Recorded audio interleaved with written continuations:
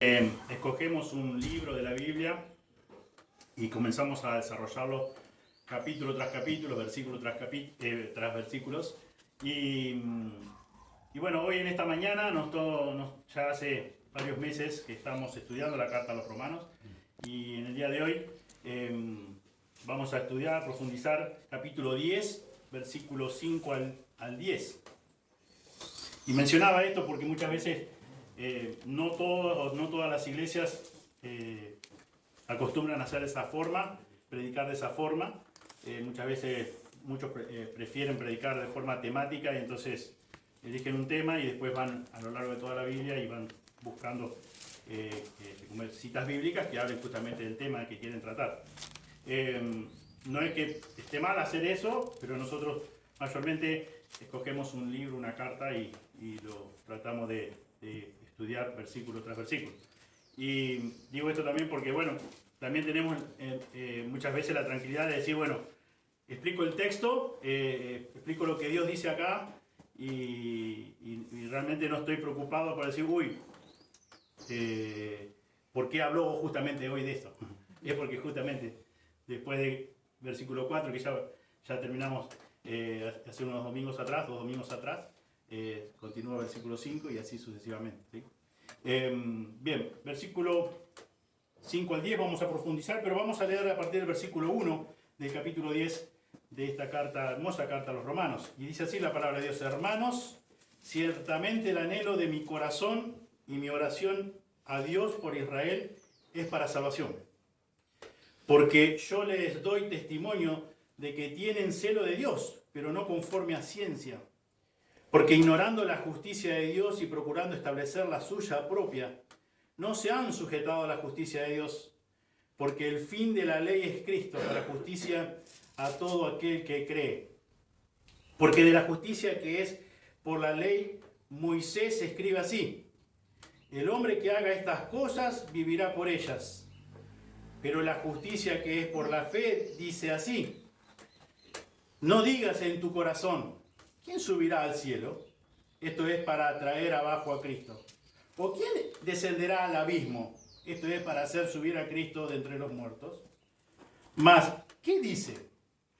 Cerca de ti está la palabra, en tu boca y en tu corazón.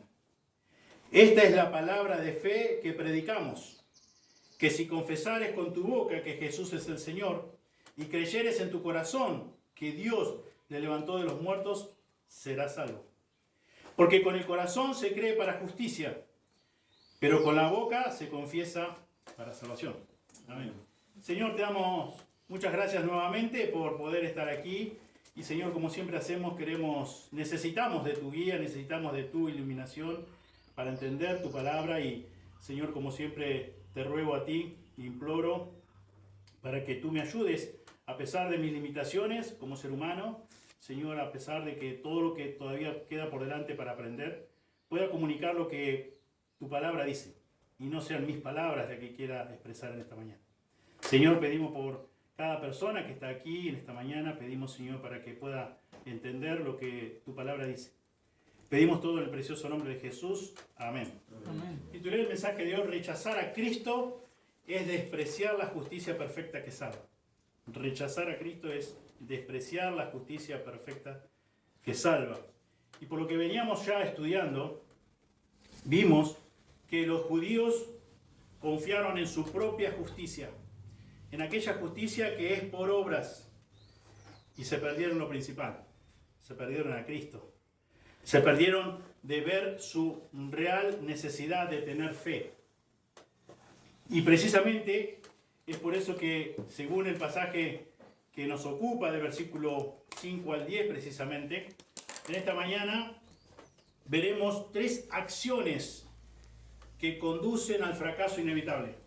3 acciones que conducen al fracaso inevitable. La primera acción que vamos a considerar es que la primera acción que conduce al fracaso inevitable es cuando la persona, el ser humano, trata de alcanzar la salvación a través de sus propios esfuerzos. Primera acción que conduce al fracaso. Segunda acción que conduce al fracaso es procurar obedecer toda la ley. Procurar obedecer toda la ley. Como vamos a ver, según la palabra de Dios, no según mis palabras, es imposible. Es imposible. Y la tercera acción que conduce al fracaso inevitable es confiar en la justicia por obras, la cual siempre conduce a la condenación eterna. 3 acciones que conducen al fracaso inevitable. Tratar de alcanzar salvación por nuestros propios medios, obedecer toda la ley y confiar en la justicia por por obras, la justicia por obras. Y Pablo ya nos había dicho anteriormente en capítulo 9, versículo 31 y 32, dice: mas Israel, que iba tras una ley de justicia, no la alcanzó. No la alcanzó. ¿Por qué? Hace la pregunta Pablo. Porque iban tras ellas no por fe, sino por obras de la ley, pues tropezaron en la piedra de tropiezo. Versículo 33, como está escrito: y aquí pongo en Sión piedra de tropiezo y roca de caída, y el que creyere en él no será avergonzado. Israel como nación iba tras una ley de justicia por obras, no por fe, por obras. Y dice acá Pablo, no la alcanzó, no alcanzó la justicia de Dios no la alcanzó, porque iban tras ella no por fe, sino como por obras de la ley. Y también vemos en Hebreos capítulo 12,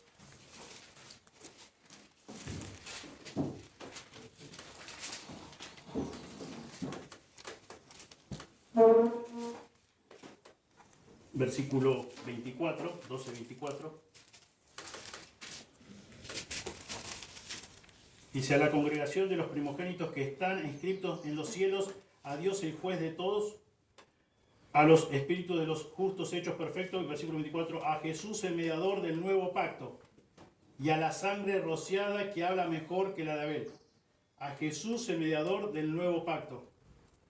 La contrapartida de la justicia por obras, al que cree, al que confía en Cristo, al que firma el nuevo pacto, por decirlo de una forma. En capítulo 13 de mismo la carta de Hebreos, ahí, versículo 20 dice: y el Dios de paz, que resucitó de los muertos a nuestro Señor Jesucristo, el gran pastor de las ovejas, por la sangre del pacto eterno. Creer, Pablo estaba hablando acá antes de entrar en el versículo 5 de Romanos 10, dice: para justicia todo aquel que cree en Cristo, todo aquel que abraza a Cristo, que conoce a Cristo, que sigue a Cristo, como cantábamos recién.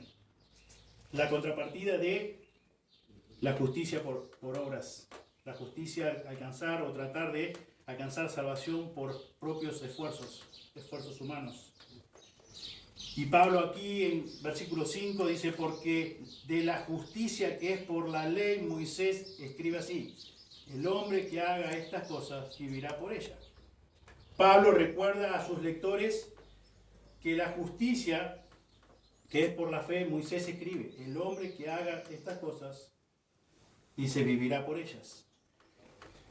Tenemos que ver que dice que ellos conocían bien lo que dice Levítico, capítulo 18, versículo 5.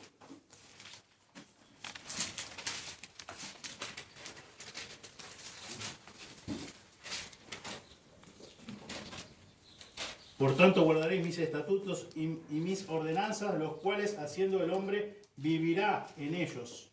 Yo Jehová. Dios mismo declaró a través de Moisés: guardaréis mis estatutos y mis ordenanzas. Dice: los cuales, haciendo el hombre, vivirá en ellos. Dicho en otras palabras, todo el que confíe en su propia obediencia a la ley se hace responsable de cumplir todo lo requerido por la ley. Es claro eso, es claro ese concepto. El tema es quién puede hacerlo, como vamos a ver ahora. La justicia que es por la ley demanda una perfección absoluta en todos los detalles de la ley. Yo lo menciono simplemente, ustedes si quieren lo buscan, si no, no hay problema. Santiago 2:10 dice: Porque cualquiera que guardare toda la ley, pero ofendiere en un punto, se hace culpable de todos. Dice, cualquiera que guardare toda la ley, pero ofendiere en un punto, se hace culpable de todo. ¿Quién puede? ¿Qué ser humano puede cumplir toda la ley? La justicia que es por la ley demanda una perfección absoluta en todos los detalles de la ley. En todos los detalles. Por esta razón es que Santiago escribe aquí, en capítulo 2, versículo 10, si fallas en solo un punto, es lo mismo que fallaras en todos, que no cumplieras todos los mandamientos. Es lo mismo. Ante los ojos de Dios es lo mismo. Ante los ojos de Dios esa justicia por obra del hombre es del todo injusta y nunca puede quitar los pecados. No alcanza, no es suficiente. No alcanza el favor de Dios. Nos quedamos cortos. No podemos. No tenemos la capacidad. En Gálatas 3:11 dice: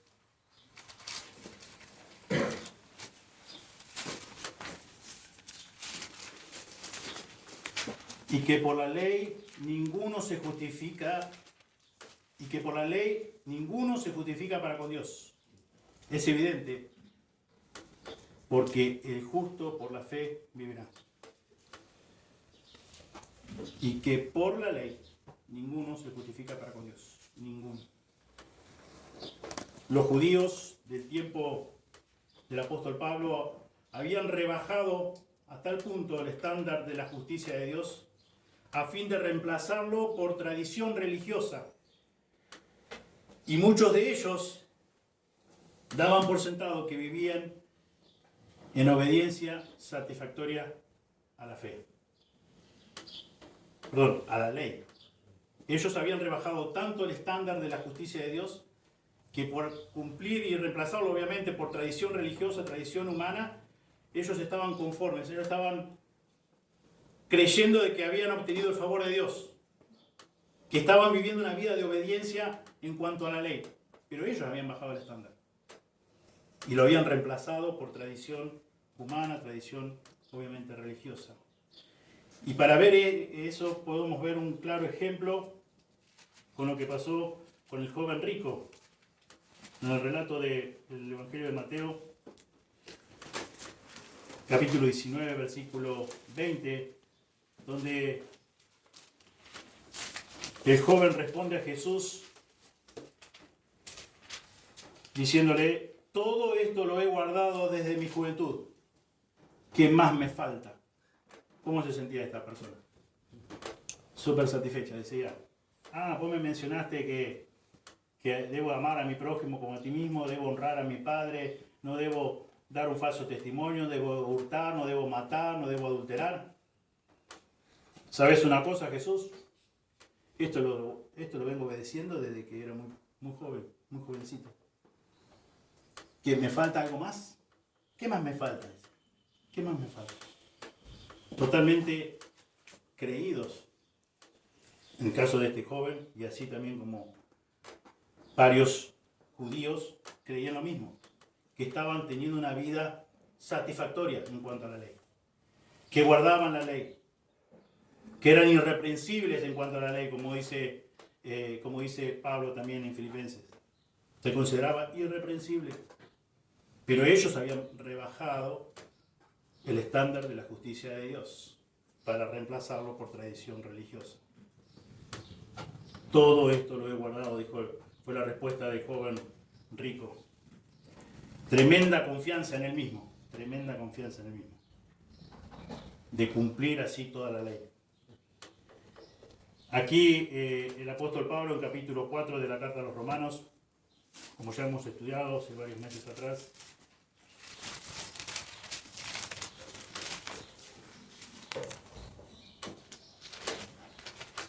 Romanos 4:15 dice: pues la ley produce ira, pero donde no hay ley tampoco hay transgresión.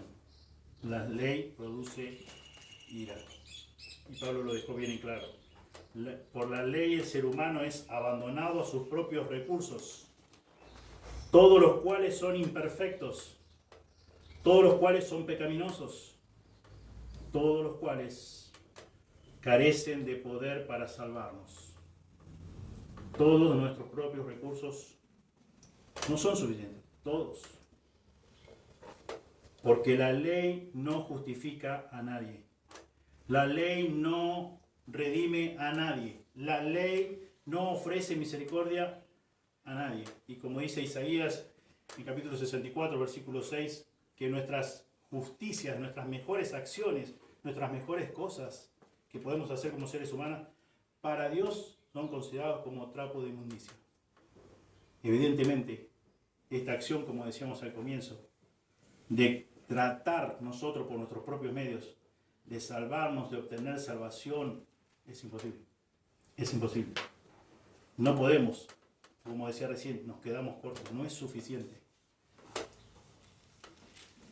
Y lo que podemos ofrecer como nosotros, porque nosotros tenemos una medida de que lo que nosotros consideramos justicias o cosas buenas, y dice Dios que para obtener el favor de Él no son suficientes. Para Él siguen siendo pecaminosos esos propios recursos, esas buenas obras, esas cosas justas que nosotros consideramos. Para Dios no son tenidas, o sea, no valen, no cuentan para nosotros poder tener salvación. No es por obra, no es por obra. Es por gracia la salvación. Por eso, por más que tratemos como seres humanos a obtener la salvación, no lo vamos a lograr, no vamos a llegar, no llegamos. Por eso podemos concluir que tratar de alcanzar salvación por nuestros propios recursos o esfuerzos es inútil.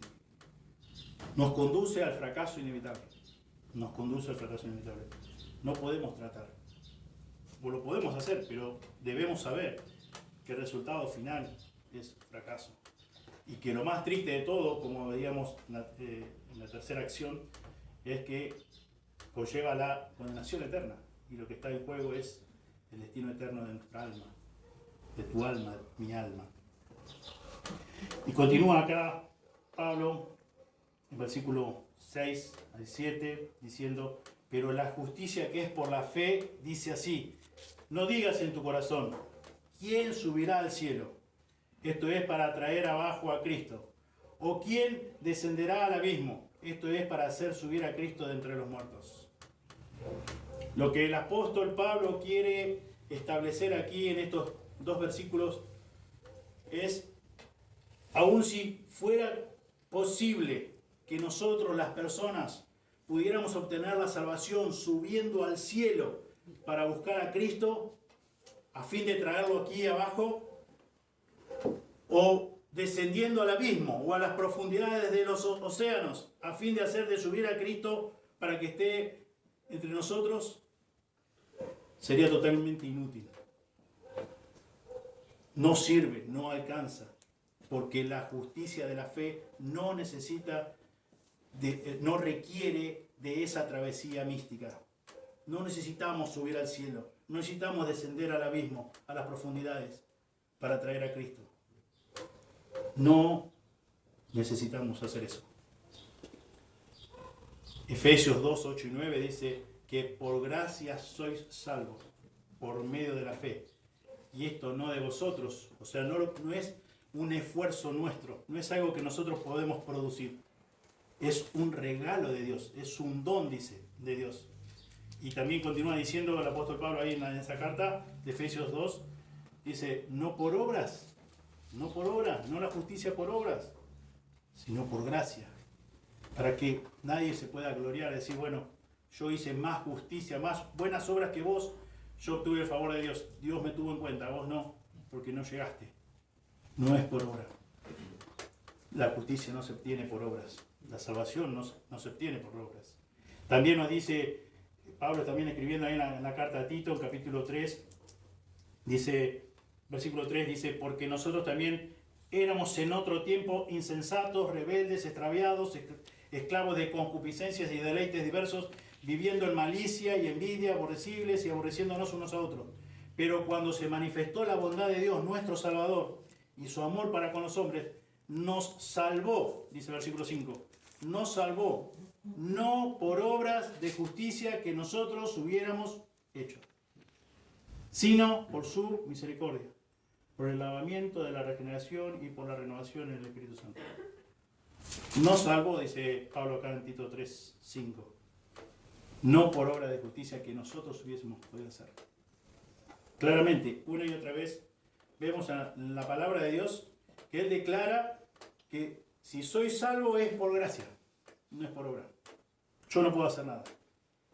O si puedo hacer, es inútil. Me lleva al fracaso inevitable. Pero Dios sí. Pero Dios sí puede tener misericordia de vos, de mí, y regalarnos, otorgarnos el don, el regalo de la salvación. Concedernos la fe para que podamos creer en la obra redentora de Cristo. Nos salvó no por obra de justicia que nosotros podríamos haber hecho. Sin importar qué forma tome la justicia que es por la ley, según versículo 5, niega totalmente la encarnación de Cristo y también niega su resurrección. Porque entonces si existe alguna forma que yo puedo obtener salvación, alcanzar salvación, obtener el favor de Dios, entonces ¿para qué cantamos lo que cantamos? ¿Para qué Dios mandó a su Hijo al mundo? ¿Para qué lo mandó? ¿Para qué Jesús se hizo hombre, se vistió de humanidad como nosotros? ¿Para qué sufrió lo que sufrió? ¿Para qué fue a la cruz? ¿Para qué soportó la ira justa de Dios? Si vos y yo podríamos habernos arreglado por nosotros mismos, haber hecho cierta cantidad de buenas obras y haber obtenido el favor de Dios y, como decimos nosotros, y la vamos peleando y bueno, y ya sé que fallamos, pero vamos a hacer unas buenas obras más y así obtenemos el favor de Dios. Entonces en vano vino Cristo. Negamos la encarnación de Cristo, negamos su resurrección, como vamos a ver un poquito más en detalle más adelante. Según el versículo 8 también acá de Romanos 10, dice, mas ¿qué dice cerca de ti la palabra? Está en tu boca y en tu corazón. Esta es la palabra de fe que predicamos. Israel, el pueblo escogido, todo el tiempo había estado sumergido y rodeado por la palabra de fe que Pablo ahora estaba predicando. Todo el tiempo. Ellos no eran ignorantes de la palabra de Dios, en el sentido que conocían la palabra de Dios. Que no creían era otro tema, pero ellos conocían intelectualmente la palabra de Dios. La palabra de fe, como dice Pablo acá, la cual él está ahora predicando. Pasó antes, pasó en el tiempo del apóstol Pablo, por eso escribe esta carta. Y también pasa ahora, que las personas optan por una justicia por obras, la cual es lamentable y trágico al mismo tiempo, porque esto es justamente lo que encontramos en lo que Pablo ya dijo en Romanos 1. ¿Qué ocurre con los que creemos o confiamos en nuestras propias obras? En la justicia por obras. Acá en capítulo 1 ya Pablo lo dijo, lo mencionó, simplemente para poder entender el contexto de lo que estamos estudiando, profundizando. Romanos 1:18 dice, pero la ira de Dios se revela desde el cielo contra toda impiedad e injusticia de los hombres, que detienen con injusticia la verdad. Porque lo que de Dios se conoce le es manifiesto, pues Dios se lo manifestó. Porque las cosas invisibles de Él, su eterno poder y deidad, se hacen claramente visibles desde la creación del mundo, siendo entendidas por medio de las cosas hechas, de modo que no tienen excusa. La ira de Dios se revela desde el cielo, contra toda impiedad e injusticia de los hombres, que detienen con injusticia la verdad. Por naturaleza, no lo digo yo, lo dice la Biblia, por naturaleza no queremos saber nada con Dios. Por naturaleza esa es nuestra condición que tiene la raza humana después de haber heredado el pecado de Adán y Eva.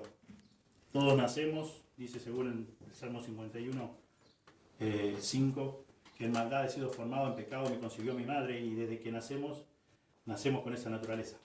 Y muchas veces nos preguntamos cuando tenemos un bebé recién nacido o está en sus primeros meses de vida, ¿quién le enseña a ser egoísta? ¿Quién le enseña digamos, a enojarse. ¿Quién enseñó? ¿El padre y la madre? No. Eso es algo que ya nacemos, forma parte de nuestra naturaleza. Y por naturaleza, dice Dios que no, o sea, le decidimos dar la espalda. Decidimos hacer nuestra propia voluntad. Y si deseáramos, digamos, obtener algún favor de Dios o obtener el favor de Dios, dice también la Biblia, por lo que estamos leyendo y considerando en esta mañana, tampoco podemos por nuestros propios esfuerzos. Y muchas veces, no ahora, pero por muchos años, hace varios años atrás, estoy ya pisando los 50, así que hace muchos años atrás, no podía entender que lo que justamente Pablo estaba hablando acá en capítulo 3, versículo 10, como está escrito, no hay justo ni aun uno, no hay quien entienda, no hay quien busque a Dios. En esos años, cuando era muy chico o adolescente, pensaba que yo buscaba a Dios. Pensaba también que no era tan malo, pensaba que era bastante bueno. Por las condiciones familiares y demás, tenía ese concepto de mí mismo. Pero realmente después, un día obviamente, Dios me mostró en su palabra, obró a través de su espíritu, convenciéndome de que cuál es mi verdadera naturaleza, o era mi verdadera naturaleza, que yo necesitaba también un Salvador, que no era tan bueno. Y bueno, entendiendo su palabra, entendiendo lo que la Biblia dice acá, pude entender claramente que no era tan bueno. Que no era salvo porque había sido respetuoso de Dios desde chico. Tampoco, es más, pensaba que yo en cierta forma yo buscaba a Dios. Y acá en versículo 11 del capítulo 3 de Romanos dice, no hay quien entienda, no hay quien busque a Dios. Y yo pensaba que yo buscaba a Dios. Y pensaba que yo era bastante bueno, no del todo bueno, a ser sincero, pero bastante bueno, lo suficiente como para que Dios haya pensado en mí, me haya elegido a mí para darme el regalo de la vida eterna, la entrada al cielo y demás. Que bueno, que es sinónimo de lo que la Biblia dice, vida eterna. Poder entrar y disfrutar de su majestad y de su amor por siempre en el cielo. La cuestión es que, de no ser por lo que la Biblia dice, todo ser humano, si no entendés esto o no entiendes lo que la Biblia dice, por naturaleza nos creemos bastante justos o buenos y pensamos que nosotros buscamos a Dios. Y después versículo 12 dice acá, dice, todos se desviaron a una, se hicieron inútiles, no hay quien haga lo bueno. No hay ni siquiera uno, dice. Y nosotros creemos que lo que la Biblia dice es la verdad, porque es la palabra de Dios. Nosotros podemos tener nuestras verdades y bueno, pueden ser muy respetables, pero la verdad, como hemos estudiado hace unas semanas atrás, la verdad de Dios es absoluta. Jesús mismo en Juan 14:6 dice, yo soy el camino, la verdad y la vida. No dice una de las verdades, como muchas veces uno escucha decir, bueno, es tu verdad, o bueno, es tu religión. Bueno, puede haber montones de religiones, pero la verdad es una sola. Y por lo que vemos y estamos convencidos por lo que la Biblia declara, Dios es la verdad. Dios es la verdad, la única verdad. Él mismo la declara así.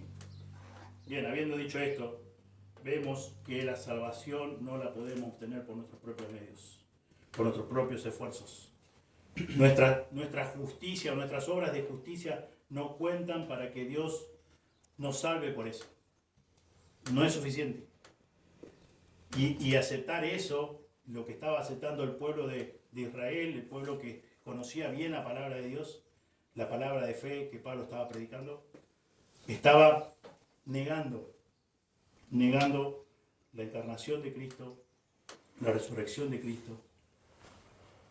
Y eso pasaba ya en aquel tiempo. Y pasa hoy día. ¿Por qué? Porque se considera o se mantiene muy en alto que yo puedo ser salvo, justificado por mis buenas obras.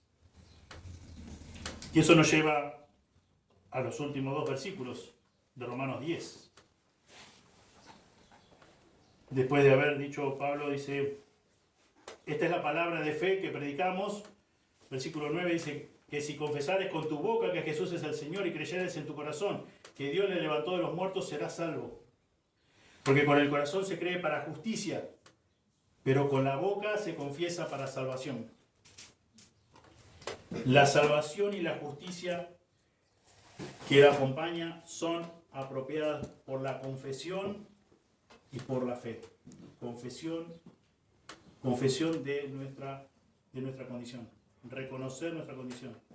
Por la fe que nos regala Dios, para poder confiar en Él, para poder confiar en su Hijo. En primer lugar, con el corazón se cree y así se otorga justicia. En segundo lugar, con nuestra boca se confiesa y se otorga la salvación. La justicia verdadera está basada sobre la fe en Cristo. Y la fe no es la que producimos nosotros, la confianza que podemos tener nosotros en cualquier persona o en cualquier cosa. Es una fe, es un regalo que nos da Dios. En su gracia, como mencionamos hoy, Efesios 2, 8 y 9. La justicia tiene que ver con aquello que nos convertimos. Dice la Biblia que somos justificados, por lo tanto somos declarados justos. Mientras que la salvación tiene que ver con aquello de lo cual escapamos. La justicia tiene que ver con la vida eterna que recibimos, pero no merecemos. Como decía hace un momento, cuando me di cuenta de que no era tan bueno y que por mis propios medios o por mis propias obras no podía obtener salvación, me di cuenta de que me merecía una sola cosa. No porque sea mejor, Dios quiso que me diera cuenta. Él usó su Espíritu Santo, usó su palabra para convencerme. Y me di cuenta que merecía solamente el castigo eterno. Y la justicia es lo que hizo, el haber sido justificado, declarado justo, es lo que me llevó a tener vida eterna. En la Biblia dice, y esta es la vida eterna, que te conozcan a ti, al Dios verdadero y a Jesucristo a quien has enviado. Conocerlo a Él es la vida eterna. En eso consiste la vida eterna. No en durar para siempre, conocerlo a Él.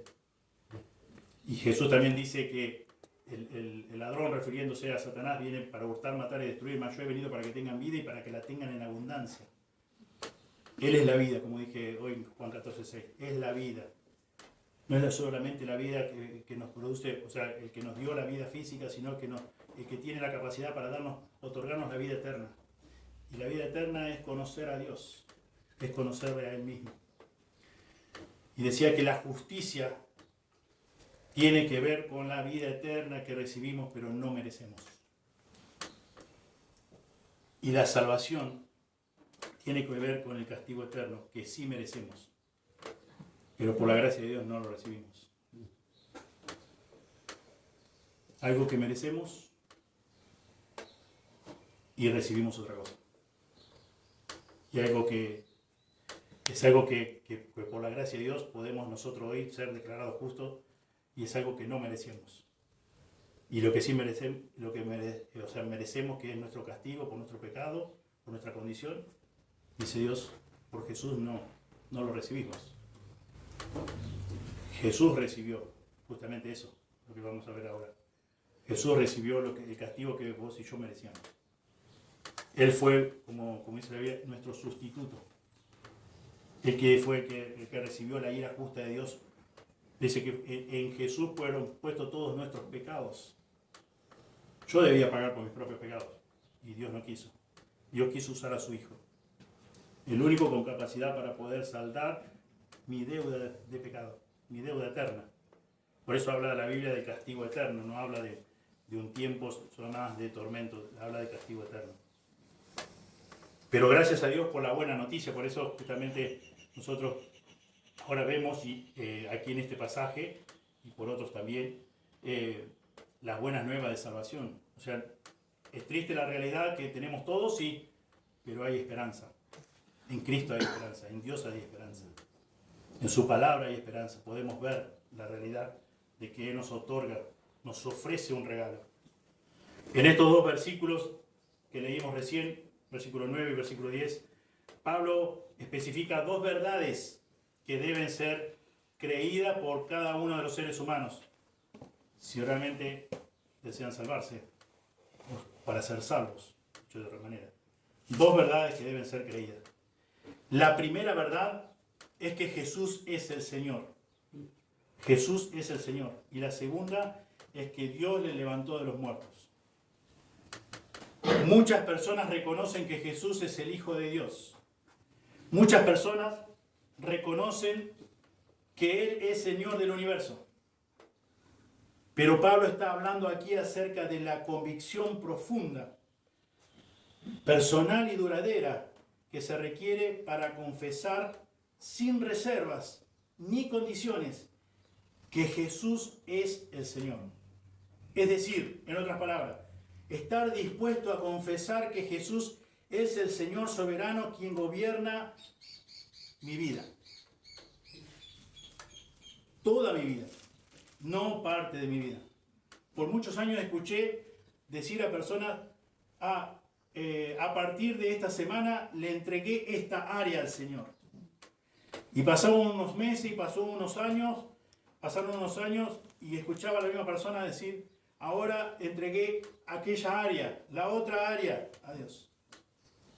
Creo que esa persona no había entendido este concepto de confesar a Jesús como el Señor de su vida. O es toda su vida del Señor o no es toda su vida del Señor. O Dios es el amo o Dios no es el amo. Por eso, como decía recién, ¿podemos reconocer que Jesús es el Hijo de Dios? Sí, podemos reconocer. ¿Que es el Señor del universo, el Creador del universo? Sí, podemos. Pero otra cosa es tener una convicción personal, profunda, permanente, que requiere confesarlo sin reservas, sin condiciones, que Jesús es el Señor de mi vida, sin reservas. Y que Él es el Señor para gobernarme soberanamente, como Él quiere, como Él desea. Que Él es la única persona en la cual confío para mi salvación. Y a quien me someto por completo. Por completo.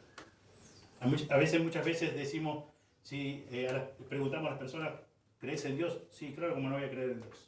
Sí, claro. Y la Biblia dice que en Santiago 2:19 que los demonios también creen.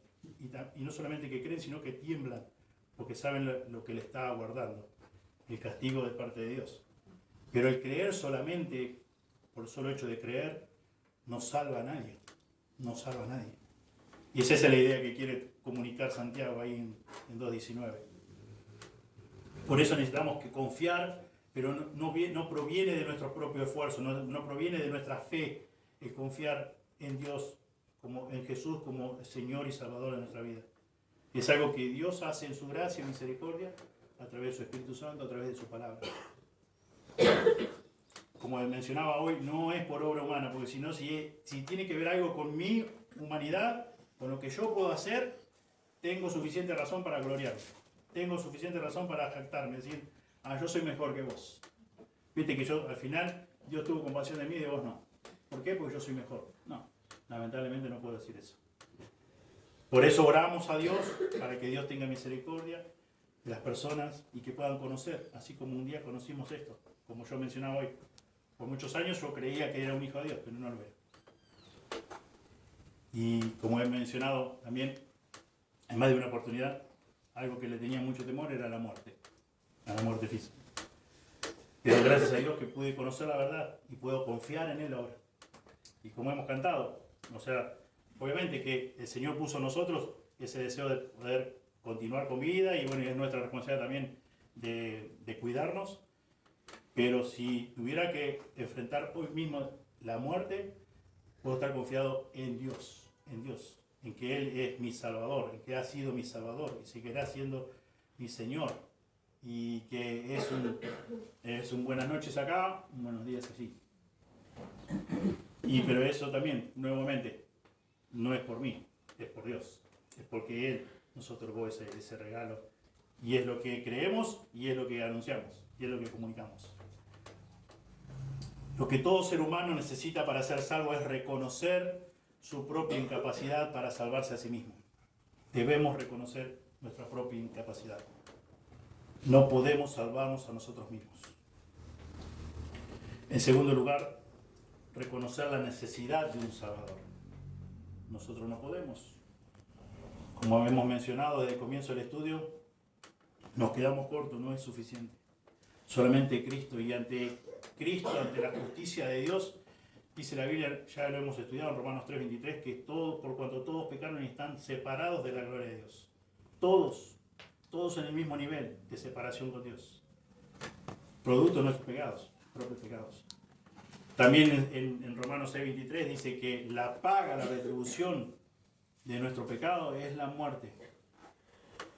Por eso no solamente morimos físicamente, sino también estamos muertos, nacemos muertos espiritualmente, y que solamente Él nos puede dar el nuevo nacimiento espiritual. Pero la retribución propia, natural, lo que corresponde a nuestro pecado es la muerte, dice acá en Romanos 6:23. Pero también dice en Hechos 4:12 que hay un solo nombre, y que ese nombre es el nombre de nuestro Señor Jesucristo, en el cual podemos ser salvos. Entonces, como decía también hace unos minutos atrás, no es todo negro, digamos. No es decir, qué pesimista que esta persona. Está diciendo, que somos un desastre, que le damos el pecado de Adán y que del otro. Pero Dios proporcionó la solución definitiva para nuestro pecado, en la persona de Cristo. Y 1 Timoteo 2:5 dice que hay un solo mediador, un solo Dios y un solo mediador entre Dios y los hombres, que es justamente Jesucristo hombre. Esas son las buenas noticias de que Él vino a este mundo a morir por nuestros pecados. Y también dice la Escritura que no solamente murió, fue sepultado y al tercer día resucitó. Pero antes de pasar a esto, a esta segunda verdad, que es creer que Dios le levantó de los muertos, recordemos las tres acciones que nos llevan al fracaso inevitable.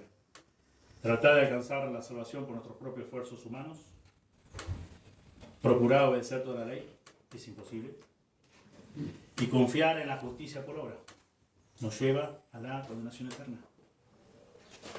Fracaso inevitable.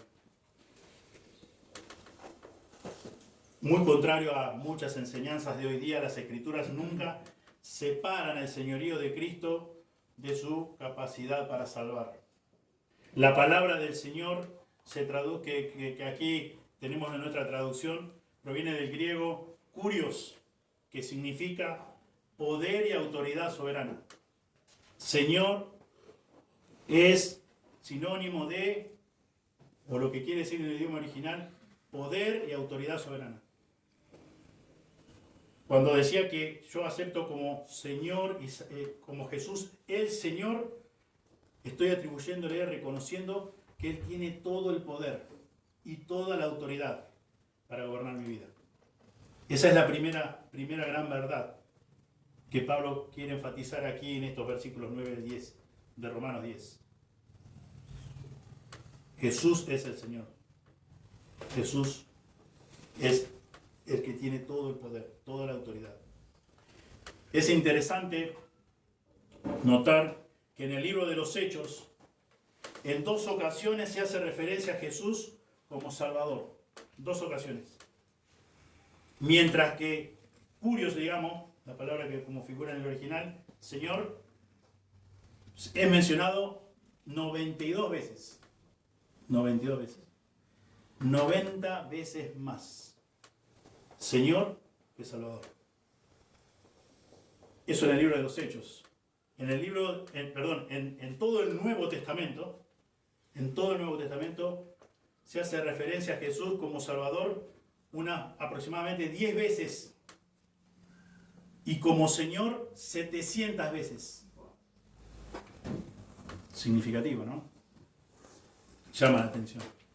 Señor, poder, total poder, todo el poder, toda la autoridad. Él es el Dios, es el Señor. Y cuando dice Pablo acá, dice, este es el mensaje que predicamos, la fe que predicamos, es la palabra de fe que predicamos, si confesares con tu boca que Jesús es el Señor. No es solamente, porque muchas veces se explica mal o se malinterpreta, y dice, bueno, vos decís Señor y ya está, decís Jesús es el Señor y ya está, y ya eso es la palabra clave, ya está, ya a partir de ese momento sos un hijo de Dios, o sos una hija de Dios. Es mucho más que eso, es mucho más que eso. Estás reconociendo, estás realmente, o sea, es producto de una convicción personal, de decir, tú eres el Señor, la autoridad suprema, tú tienes la autoridad soberana sobre mi vida, tienes toda la autoridad, tienes todo el poder. Estoy reconociendo con esa palabra que tú eres el Todopoderoso, que tú puedes hacer lo que quieras, lo que decidas, y siempre va a ser para mi bien. Como sí hemos estudiado ya en capítulos anteriores, Romanos 8:28. Todas las cosas ayudan a bien a aquellos que a Dios aman. Todas las cosas. ¿Y eso qué significa? Que Dios ordena todo, entreteje todo, para que todas esas cosas, por más adversas o horribles que puedan ser para nosotros, o no deseadas o no planeadas, tengan un buen final. El bien verdadero para Dios, que muchas veces no es nuestro bien, pero es el bien para Dios. Y en eso descansamos. Pero Él tiene todo el poder. Eso estoy reconociendo cuando digo que Jesús es el Señor. Viene de una convicción personal, de una convicción profunda, una convicción permanente. No es que solamente digo yo hoy Jesús es el Señor y mañana no sé qué pasó. Es permanente. La segunda verdad que debe creerse a fin de recibir la salvación, según el apóstol Pablo aquí en Romanos 10, es que Dios le levantó de los muertos. Creer eso, de todo corazón, estar convencido de eso. La verdad de la resurrección de Jesús de los muertos fue la validación suprema de su ministerio. Fíjense ahí en el capítulo 1 de Romanos, versículo 4, dice que fue declarado Hijo de Dios con poder, según el Espíritu de Santidad, por la resurrección de entre los muertos. Por la resurrección de entre los muertos. La resurrección de Cristo también demostró que Él había ganado la victoria eterna sobre el pecado, la muerte y Satanás. Pedro en su carta, primera carta, dice en 1.3, Pedro 1.3, 1.3 y 4. Bendito el Dios y Padre de nuestro Señor Jesucristo, que según su grande misericordia nos hizo renacer para una esperanza viva por la resurrección de Jesucristo de los muertos, para una herencia incorruptible, incontaminada, inmarcesible, reservada en los cielos para vosotros. Y en 1 Corintios capítulo 15 también nos habla acerca de la resurrección.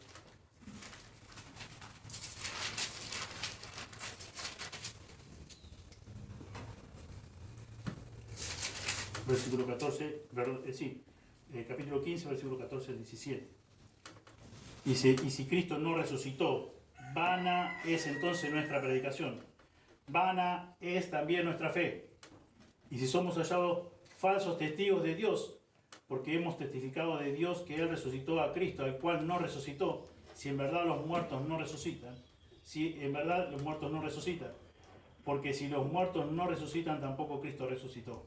Y si Cristo no resucitó, vuestra fe es vana. Aún estáis en vuestros pecados. Si Cristo no hubiese resucitado, vana sería nuestro tiempo aquí. Vana sería nuestra predicación. Vana sería nuestra fe. La importancia de creer que Cristo resucitó, como declara la Escritura. La resurrección fue el sello definitivo de aprobación del Padre para su Hijo, o sobre su Hijo. El componente final en la provisión de salvación para aquellos que confiamos en Él.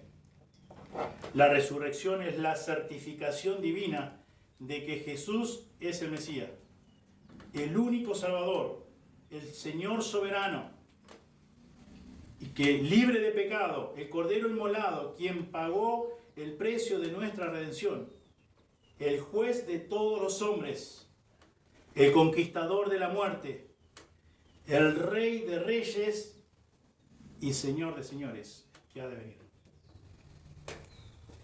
La resurrección es la certificación divina de Dios el Padre sobre su Hijo Jesucristo. Creer con el corazón, dice acá Pablo, dice que si confesares con tu boca que Jesús es el Señor, y creyeres en tu corazón que Dios le levantó de los muertos, serás salvo. En Proverbios 4:23 dice, sobre toda cosa guardada, guarda tu corazón porque de él mana la vida. Los judíos conocían muy bien y sabían que cuando Dios habla en su palabra, en las Sagradas Escrituras, de corazón, no estaba hablando del músculo que bombea la sangre, sino del centro de la voluntad misma de la persona. Y acá dice que creyeres en tu corazón que Dios le levantó de los muertos. Estar convencido, plenamente. El propósito por el cual el apóstol Juan escribió su evangelio es justamente creer en Cristo de corazón, creer en Cristo. Traer consigo una clase y calidad de vida totalmente diferente, una vida santa que provee Dios, una vida justa que provee Dios y una vida eterna que provee Dios. Nosotros no podemos, nosotros no alcanzamos. Todo esfuerzo humano no es suficiente. Como decimos muchas veces, nos quedamos cortos. Y Juan aquí en su evangelio, él selecciona algunas señales con el propósito de que se crea que Jesús, como dice acá, vamos a leer, capítulo 20, 31, dice,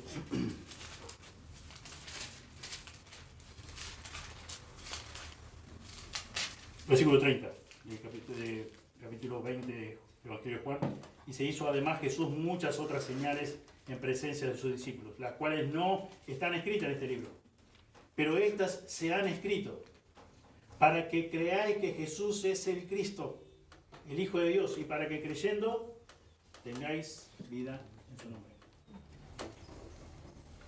Podría haber escrito muchas otras señales, pero dice que en cierta forma, obviamente guiado por el Espíritu Santo de Dios, escogió algunas. ¿Con qué propósito? Dice Juan. Para que creáis que Jesús es el Cristo, el Hijo de Dios. Y para que creyendo tengáis vida en su nombre. En ningún momento dice ahí, y podríamos buscar por mucho tiempo más, que a la fe hay que sumarle obras. En ningún lado. Que sí es verdad que Dios dice que preparó buenas obras para que andemos en ellas, sí. Pero es después como resultado de que hubo un nuevo nacimiento, de que sos un hijo, una hija de Dios. De que ella te salvó. Pero la salvación, para obtener salvación, no es por obra, porque la Biblia no se contradice. Como decíamos hoy, mencionamos Efesios 2, 8 y 9, que la salvación es por gracia. Solamente, absolutamente por gracia. No por obra para que nadie se gloríe. Y ya para concluir, para terminar en esta mañana, este párrafo de estos versículos del capítulo 10 de Romanos. El pueblo de Israel como nación, no entendió el lugar que ocupa la fe salvadora en el plan de la redención de Dios. No lo entendió. Lo mismo ocurre hoy día. Sigue sucediendo hoy día. Muchas personas no entienden el lugar que ocupa la fe salvadora en el plan de la redención de Dios. Y no voy a repetir todo lo que ya hemos visto, pero simplemente para pensar, sería interesante que no sea tu caso. Queremos, como dije al principio, queremos comunicar lo que la Biblia dice y creemos de todo corazón que esta es su palabra. Esta obviamente es una traducción de los originales, los rollos originales, escritos originales, pero sabemos que es su palabra. Y por eso tratamos de estudiar su palabra y comunicar su palabra. Y en la mañana de hoy vimos que el pueblo como nación, como Israel, los judíos, gran parte de los judíos, no entendieron que la justicia es por la fe, sino que pensaron ellos que podían de alguna forma por ser el pueblo escogido de Dios, de obtener algún favor y que estaban a cuentas con Dios, de que eran salvos y se perdieron lo principal, rechazaron a Cristo, negaron la encarnación, negaron la resurrección. Y solamente por lo que hemos leído y dice la palabra del Señor certifica, solamente hay un solo nombre y no hay otro nombre, como dicen en Hechos 4:12. En ningún otro hay salvación, porque no hay otro nombre bajo el cielo dado a los hombres en que podamos ser salvos. Hay un solo Dios, un solo mediador entre Dios y los hombres, Jesucristo hombre. Dios quiera usar su palabra, su Espíritu Santo, para que puedas entender lo que Él mismo dice. No palabras de hombres, sino su palabra. Y puedas conocer la verdad, y como dice el Evangelio de Juan también, y la verdad hacerte verdaderamente libre. Oremos. Señor, te damos muchas gracias por esta mañana. Gracias, Señor, por la atención de cada una de las personas, Señor, aquí presentes. Pedimos, Señor, que tu palabra y tu Espíritu Santo, Señor, obre en nuestros corazones. Señor, confiamos que es tu palabra y tiene todo el poder, Señor, para revelarnos lo que tú deseas hacer, Señor, con cada una de nuestras vidas. Señor, descansamos en ti y te agradecemos. Te agradecemos por este diseño único, perfecto, Señor, que pensaste, Señor, con tu Hijo Jesús, Señor, para poder cargar en Él el pecado de todos nosotros y así nosotros recibir tu justicia, que es por la fe y no por obras. Señor, gracias por esta salvación, Señor, como dice el escritor de Hebreos, tan grande, Señor, al cual no debemos descuidar. Pedimos, Señor, que bendigas a cada hermano, a cada persona, Señor, aquí.